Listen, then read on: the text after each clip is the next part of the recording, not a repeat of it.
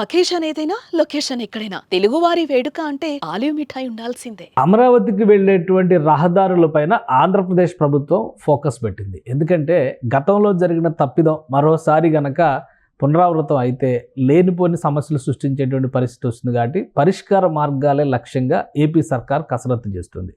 ఆంధ్రప్రదేశ్ రాజధానిగా ఒకటే ఉంటుంది, అది కూడా అమరావతి అని ప్రకటించిన తర్వాత అమరావతిలోకి నేరుగా ఏ ప్రముఖులు వచ్చినా ఏ విధంగా తీసుకెళ్ళాలి, అలానే ఇప్పుడు నిర్మాణం అయినటువంటి ఇంటిగ్రేటెడ్ గవర్నమెంట్ కాంప్లెక్స్ అంటే వెలగపూడి సెక్రటేరియట్, ఇతర నిర్మాణాలు శరవేగంగా జరుగుతున్నటువంటి పనుల నేపథ్యంలో అమరావతిలోకి వెళ్ళేటువంటి రహదారుల వ్యవస్థ పైన ఏపీ గవర్నమెంట్ ఫోకస్ పెట్టింది. రాబోయేటువంటి రోజుల్లో కార్యాలయాలు కూడా అక్కడి నుంచి ఆపరేట్ చేసేటువంటి అవకాశం ఉంటుంది. కాబట్టి సామాన్య ప్రజానీకం కూడా వెళ్ళాలంటే ఎంత మెరుగైన రవాణా మార్గాలు ఉంటే అంత మంచిదనేటువంటి ఆలోచన చేస్తున్నారు. ఈ క్రమంలోనే కరకట్ట రోడ్డు విస్తరణ పనుల్ని ఆంధ్రప్రదేశ్ ప్రభుత్వం చేపట్టబోతోంది అతి త్వరలో. రెండు ప్రధానమైనటువంటి ప్రత్యామ్నాయ మార్గాల్ని ఆంధ్రప్రదేశ్ ప్రభుత్వం డిసైడ్ చేసింది. అందులో ఒకటేంటంటే సమస్యలు సృష్టించినప్పుడు సమస్యల్లోంచి పరిష్కారాలు తెచ్చుకోవాలి అని చంద్రబాబు నాయుడు ఏపీ సీఎం పదే పదే చెబుతూ ఉంటారు. కాబట్టి అదే తరహాలో అమరావతికి సంబంధించి ఇన్నర్ రింగ్ రోడ్డుని కానీ ఔటర్ రింగ్ రోడ్డుకు సంబంధించినటువంటి పనులు కానీ ఏవి గత ప్రభుత్వం చేపట్టలేదు. పైగా గత ప్రభుత్వం కేంద్ర ప్రభుత్వం అప్రూవ్ చేసినటువంటి ఇన్నర్ రింగ్ రోడ్డుని కూడా పక్కన పెట్టేయడం వలన వెస్ట్ బైపాస్ రోడ్డుని, విజయవాడ వెస్ట్ బైపాస్ రోడ్డుని స్వయంగా కేంద్ర రోడ్లు రహదారుల శాఖే చేపట్టింది. నేషనల్ హైవే అథారిటీస్ ఆధ్వర్యంలో చేపట్టినటువంటి ఈ నిర్మాణానికి ప్రత్యేకంగా కాంట్రాక్టర్ అంటే 4 ప్యాకేజీలుగా విభజించి 3 సంస్థలకు ఈ కాంట్రాక్టులు అప్పగించింది. ఈ కాంట్రాక్టులకి సంబంధించినటువంటి పనులు జరుగుతున్నాయి. ఒక సైడు 95% పనులు పూర్తయితే మరొక సైడు 70% వరకు పనులు పూర్తయినటువంటి పరిస్థితి. అందులో ప్రధానమైనటువంటి అంకం విజయవాడ కృష్ణా నది పైన రాకపోకలకు సంబంధించి 3వ బ్యారేజ్ నిర్మాణం పూర్తయింది. వాస్తవానికి ప్రస్తుతం ప్రకాశం బ్యారేజ్, ఆ తర్వాత కనకదుర్గ వారధి, ఇవి రెండే కృష్ణానది పైన రాకపోకలకు ఉన్నటువంటి మార్గాలు. ఇప్పుడు ప్రకాశం బ్యారేజ్ ఎగువన తొలి బ్యారేజ్ కింద దీన్ని చెప్పాల్సి ఉంటుంది. వెస్ట్ బైపాస్ రోడ్డుకు సంబంధించినటువంటి ఆనకట్ట ప్రకాశం బ్యారేజ్కి ఎగువన అందుబాటులోకి వస్తున్నటువంటి నేపథ్యంలో ఏప్రిల్ 7వ తేదీన ఈ ప్రాజెక్టుని ఈ బ్యారేజ్ని ప్రారంభించాలి అనేటువంటి ఆలోచనతో ఆంధ్రప్రదేశ్ ప్రభుత్వం కసరత్తు చేస్తున్నట్టుగా తెలుస్తుంది. ఇది ఓపెన్ అయితే గన్నవరం ఎయిర్పోర్ట్లో దిగినటువంటి ప్రముఖులు ఎవరినైనా కానీ నేరుగా ఈ బైపాస్ రోడ్డు నుంచి అంటే చిన్న అవుటుపల్లి దగ్గర నుంచి ఈ బైపాస్ రోడ్డు మీదుగా వెంకటపాలెం వెంకటేశ్వర స్వామి ఆలయం నిర్మాణం జరిగి ఉంది ప్రస్తుతం. ఆ ఆలయానికి ఎగువ ప్రాంతంలోనే ఈ బ్రిడ్జికి సంబంధించినటువంటి పనులు పూర్తయి ల్యాండింగ్ అవుతుంది. అంటే డైరెక్ట్గా అమరావతిలోకి ఎంటర్ అయ్యేటువంటి ప్రధాన మార్గంగా దాన్ని ఆంధ్రప్రదేశ్ ప్రభుత్వం గుర్తించాలనేటువంటి ఆలోచన చేస్తుంది. ఏప్రిల్ మాసంలోగా దీన్ని ప్రారంభించడానికి ప్రయత్నిస్తుంది. ఇక రెండవ ముఖ్యమైనటువంటి అంశం కరకట్ట రోడ్డుని 4 లైన్ల రహదారిగా విస్తరించాలని ఏపీ సర్కార్ ప్రాథమికంగా నిర్ధారించింది. వాస్తవానికి గతంలో జగన్మోహన్ రెడ్డి ప్రభుత్వం కూడా 2023-24 చివరిలో ఎలక్షన్స్ జరగటానికి కొన్ని నెలల ముందర కరకట్ట రోడ్డుని 2 లైన్ల రహదారిగా విస్తరించేందుకు నిర్ణయం చేశారు. దానికి సంబంధించినటువంటి శిలాఫలకం కూడా వేశారు. కానీ పనులు మాత్రం మొదలు కాలేదు. కరకట్ట రోడ్డు ప్రస్తుత పరిస్థితి కనుక గమనించి చూస్తే రాకపోకలకి ఇది అత్యంత ఇబ్బందికరమైనటువంటి రహదారి. అంటే ఈ రోడ్డులో 2 వాహనాలు పక్కపక్కనే వెళ్ళడానికి కూడా అవకాశం ఉండదు. ఈ వంతెన దాటిన తర్వాత రోడ్డు మరింత ప్రమాదకరంగా ఉంటుంది. ఇది ఇక్కడ ఈ వంతెనని నిర్వహించేటువంటి క్రమంలో ట్రాఫిక్ రాకపోకలు నియంత్రించేటువంటి క్రమంలో ప్రత్యేకంగా పోలీసులను కూడా మోహరించాల్సినటువంటి పరిస్థితి ఉంటుంది. ఇక కరకట్ట వంతెన దాటిన తర్వాత పరిస్థితులు కనుక గమనిస్తే ఈ విధంగా ఉంటాయి. ఒకవైపు కృష్ణానది, మరొక వైపు నుంచి చూస్తే రోడ్డు పైన వెళ్తున్నటువంటి దృశ్యాలు. మనం రోడ్డు పైన వెళ్ళేటువంటిది కూడా సింగిల్ లైన్ రోడ్డు కాబట్టి 2 వాహనాలు పక్కపక్కనే వెళ్ళేది. ఎదురొచ్చే వాహనాలు వస్తే కూడా స్లో అయ్యి దారి ఇవ్వాల్సినటువంటి పరిస్థితి ఉంటుంది. ఇది కరకట్ట పరిస్థితి. 10 ఏళ్లుగా ఇదే పరిస్థితి, ఇదే తీరు కొనసాగింది. అప్పట్లో సీఎంగా చంద్రబాబు నాయుడు అదే ప్రాంతంలో నివాసం ఉన్నప్పటికీ, విపక్ష నేతగా అక్కడే నివాసం ఉన్నప్పటికీ కూడా ఈ రోడ్డు విస్తరణ పనులు మాత్రం అడుగు కూడా ముందుకు పడలేదు.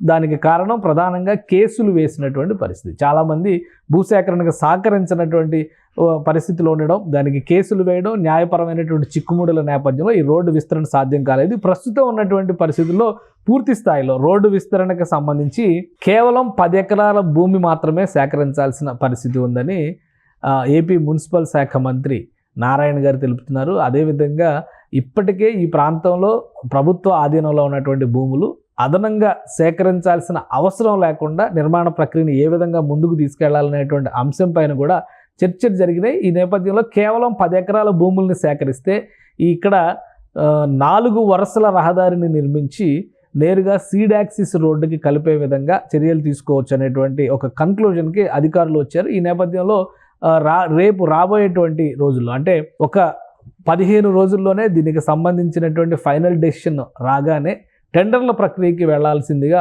అధికారుల్ని ఆదేశించినట్టు తెలుస్తుంది. సో టెండర్లకి చేయాల్సినటువంటి ప్రాసెస్ మొత్తం పైన కూడా ప్రస్తుత కసరత్తు జరుగుతుంది. Final meeting AP CM Chandrababu నాయుడుతో మరొక మీటింగ్ పెండింగ్లో ఉంది. ఆ మీటింగ్లో డెసిషన్ అయిన వెంటనే కరకట్ట రోడ్డుని 4 లేన్ల రహదారిగా విస్తరించేందుకు కావాల్సినటువంటి చర్యల్ని ఏపీ ప్రభుత్వం తీసుకోబోతుంది. ఒకవేళ ఈ రహదారి కనుక 4 లేన్ల రహదారిగా విస్తరిస్తే ఖచ్చితంగా రాకపోకలకు సంబంధించి చాలా కీలకమైనటువంటి పరిణామం కింద మనం చూడాల్సి ఉంటుంది. ప్రకాశం బ్యారేజ్ దిగిన వెంటనే నేరుగా అమరావతిలోకి వెళ్ళేటువంటి ఒక ప్రధానమైనటువంటి రహదారి ఇక్కడ విస్తరించినట్టుగా మనం చూడాల్సి ఉంటుంది. ఒకసారి ఈ మ్యాప్లో చూస్తే కనుక కరకట్ట రోడ్డు పరిస్థితిని అర్థం చేసుకోవచ్చు. ఇటువైపు సీడ్ యాక్సిస్ రోడ్డు, అలానే ఇటు ఎగువన కరకట్ట రోడ్డు, ఈ రెండింటి మధ్యలోనే ఇక్కడ కీలకమైనటువంటి కొన్ని అంశాలు. ఇక్కడ 25 ఎకరాల భూమిని కేటాయించి తిరుమల తిరుపతి దేవస్థానానికి సంబంధించినటువంటి ఆలయాన్ని నిర్మించారు.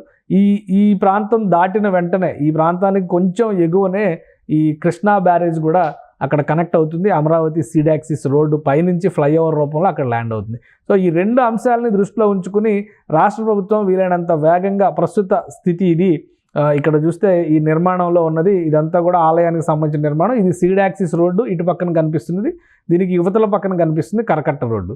సో ఈ కరకట్ట రోడ్డు నిర్మాణం కనుక పూర్తయితే ఖచ్చితంగా అడ్వాంటేజ్ ఉంటుందనేటువంటి ఆలోచన చేస్తుంది. ఇది మోడల్ ప్లాన్స్లో కూడా గతంలో 4 లేన్ రహదారినే కరకట్ట రోడ్డుకు సంబంధించి ఏపీ గవర్నమెంట్ డిజైన్ చేసింది. ఇప్పుడు ఈ 4 లేన్ రహదారి అంటే జగన్మోహన్ రెడ్డి ప్రభుత్వ హయాంలో కేవలం ఇది 2 వరుసల రహదారిగా చేస్తే సరిపోతుందనేటువంటి ఆలోచన చేశారు. అయితే అమరావతి మాత్రమే రాజధానిగా ఉంటుంది. అమరావతికి అన్ని వైపుల నుంచి కూడా యాక్సెసిబిలిటీ ఇవ్వాలి. అటు గుంటూరు వైపు నుంచి కూడా మరొక మార్గాన్ని చూస్తున్నారు. ఎందుకంటే చిన్నకాకాని సమీపంలో ఈ సీడ్ యాక్సిస్ రోడ్డుకి ఈ కరకట్ట పై నుంచి వెళ్ళేటువంటి రోడ్లతో సంబంధం లేకుండా వెస్ట్ బైపాస్ రోడ్ అక్కడ కనెక్ట్ అవుతుంది. కాబట్టి అక్కడ ఉన్నటువంటి E5, N15 ఇటువంటి రహదారులన్నింటినీ కూడా నేషనల్ హైవే కనెక్ట్ అయ్యే విధంగా ప్రణాళికలను రూపొందిస్తారు. అంటే ఇప్పుడు 3 వైపుల నుంచి అమరావతిలోకి వెళ్ళేటువంటి మార్గాలు ఓపెన్ అయ్యేటువంటి అవకాశం ఉంటుంది. ఒకటి కృష్ణా బ్యారేజ్ నుంచి వచ్చేటువంటి మార్గంలో నేరుగా అమరావతిలోకి ల్యాండ్ అయ్యే వాహనాలు, రెండోది ప్రకాశం బ్యారేజ్ దిగువ నుంచి కరకట్ట రోడ్డు విస్తరణ తర్వాత నేరుగా అమరావతిలోకి వెళ్ళేటువంటి మార్గం, మూడవది అటు గుంటూరు వైపు కాజా టోల్గేట్ సమీపంలో ఉండేటువంటి రహదారిలో నుంచి నేరుగా వెళ్ళేటువంటి మార్గం. ఇవి ప్రస్తుతం టెంటేటివ్గా సింగిల్ లేన్ రహదారులుగా ఉన్నటువంటి వాటిని పూర్తి స్థాయి డబల్ లేన్ రహదారులుగా విస్తరించేటువంటి ప్రణాళిక. ఇవి కాకుండా కొత్తగా మరొక నేషనల్ హైవేని వాడరేవు వరకు విస్తరించేటువంటి ప్రణాళికని కేంద్ర ప్రభుత్వ నేషనల్ హైవే అథారిటీస్ అలానే ఉపరితల రవాణా శాఖ సమన్వయంతో రాష్ట్ర ప్రభుత్వం చేపట్టబోతుంది. అది జరిగితే కనుక అటు గుంటూరు వైపు నుంచి నకరేకల్ వైపు నుంచి వచ్చేటువంటి, ముఖ్యంగా నకరేకల్లు పిడుగురాళ్ల వైపు నుంచి వచ్చేటువంటి వాహనాలు నేరుగా అమరావతిలోకి వెళ్లేందుకు యాక్సెసిబిలిటీ వస్తుంది.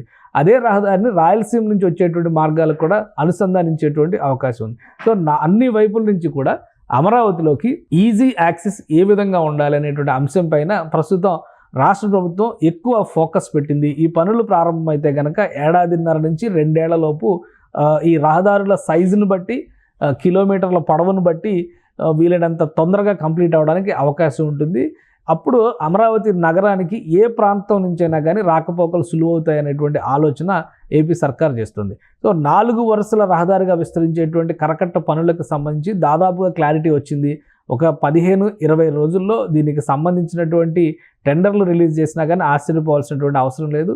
అలానే నిర్మాణ గడువుకు సంబంధించి కూడా 2 దశలుగా దీన్ని చేపట్టేటువంటి అవకాశం ఉంది. ముందుగా ప్రకాశం బ్యారేజ్ దగ్గర వచ్చేటువంటి తాడేపల్లి దగ్గర నుంచి కనెక్ట్ అయ్యేటువంటి ప్రధాన రహదారికి అనుసంధానించడం దగ్గర నుంచి సీడ్ యాక్సిస్ రోడ్డు వరకు వెళ్ళేటువంటి మార్గం ఒక ప్యాకేజ్ అయితే, అక్కడి నుంచి ముందుకు తీసుకెళ్లేటువంటి మార్గం ఇంకోటి. ఎందుకంటే ఈ రహదారి ఇక్కడ మొదలయ్యి నేరుగా అమరావతి దేవస్థానం వరకు వెళ్ళేటువంటి రహదారి ఇది.